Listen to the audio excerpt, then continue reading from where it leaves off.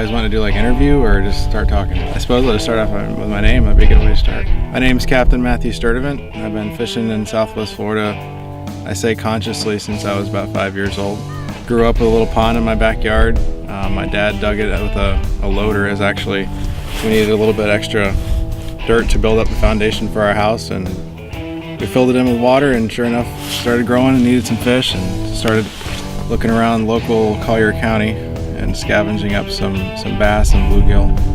And I was just obsessed from the first time I caught a bass or bluegill, catfish, anything. If I tugged on it, it was fun. Eventually wound up here in the Everglades in Southwest Florida. I love fishing 10,000 islands and pretty much everywhere from the Keys up to Naples. You name it, I'll try and catch it. But snook by far is my critter to pursue. Love to figure them out. Throughout the year, a lot of people, they're under the impression that you can't catch snook in the wintertime, and we just went out today and the water temp is averaging about 54 degrees, and we probably caught a dozen or so of them.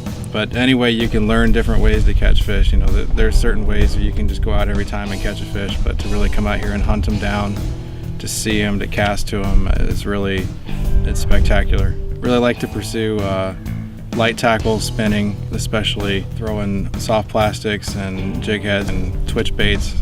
It really doesn't get much better than that. You can see the fish cast right to it and just watch them destroy it. Really unique opportunities, especially down here in Southwest Florida, to do that in the shallower water we have in the estuaries.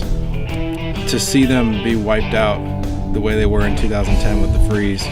I was fortunate enough to fish the first couple days right before that freeze took place, and I just thought it was the coolest thing. We literally went out and in 3 or 4 hours we whacked like 36, 37 snook. And to go out a week later and see them all dead was pretty sobering. And to see them come back the way they have, it really is a success story. I think my favorite thing about them is just that you can catch them in so many different ways. You can catch them in the passes, with live bait. You can catch them on fly. You can catch them in shallow water. You can go out to the wrecks and you can catch them on a wreck. We can catch a gag grouper and a snook on the next drop down, and just that they're really a unique fish to Florida. They're found down in South America and so forth, in Cuba, but it really is Florida's fish.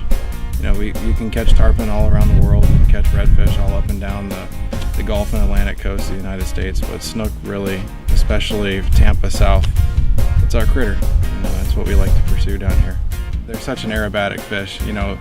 Whether it's a tiny little 12-inch snook, they'll jump all over the place. They'll spend more time in the air than in the water. And then you can catch one that's up to 40 inches, and they'll keep you surprised. In deeper water, you won't be able to tell what it is until you get it right up to the boat, and then it just goes berserk. The whole body out of the water. My favorite one, you get a bigger one that'll give you a little bit of both. It'll just freight train you like a redfish. It'll have you convinced until the last minute that it's a redfish, and you get it up to the boat, and then it starts jumping like crazy. You see those big gills flare out, and it just doesn't get any better than that. You see that mouth that is just twice the size of any other fish that size.